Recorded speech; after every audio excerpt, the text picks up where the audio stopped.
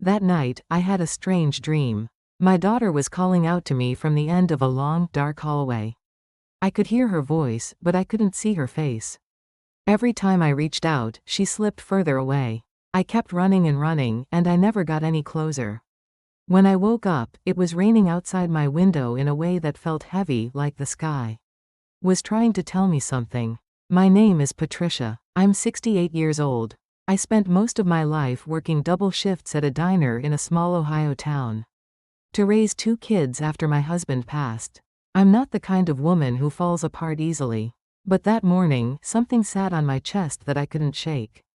My daughter, Jenny, was 30 weeks pregnant. She'd married a man named Derek 2 years ago. He had a good job in finance, drove a clean car. Always said, "Yes, ma'am," when he met me the first time. The kind of man who seems like everything is in order. The kind you don't look too hard at because he gives you no reason to. But after the wedding, Jenny started to change. At first it was just less phone calls. Then she stopped coming home for Thanksgiving. When we did video chat, she barely looked at the screen. There was something flat about her, like a light had dimmed. I told myself it was normal. Newlyweds need space. I kept my worries to myself and pressed on. Then the pregnancy was announced, and the contact stopped almost completely. Her texts were short. "I'm fine. Don't worry." One time she called and said she was tired, and her voice was so low, so careful. Like someone was standing just out of frame. I never forgot that sound. The morning after my dream, I closed up the diner early. Jenny and Derek lived in a subdivision outside Columbus.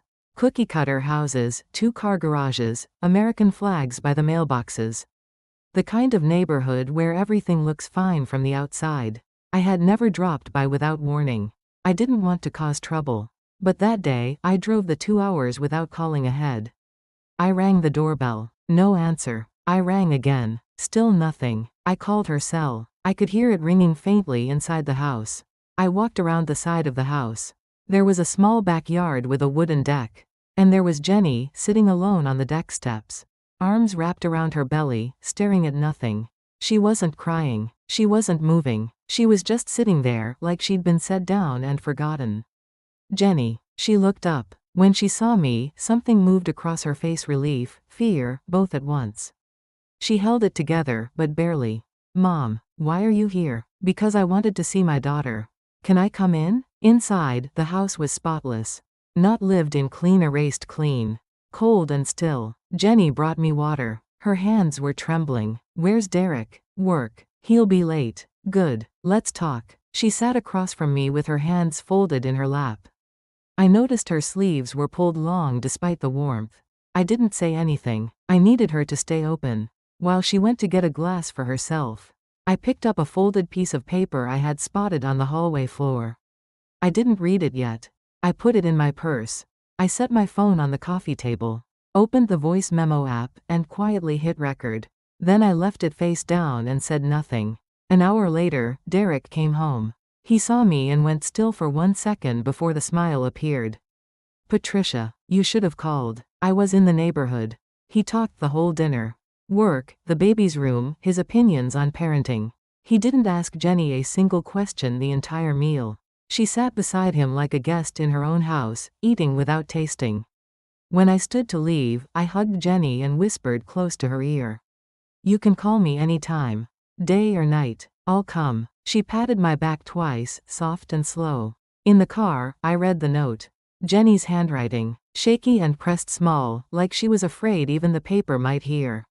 "I'm scared. I want to leave. I can't tell anyone." I sat in the parking lot of a gas station and held that note for a long time.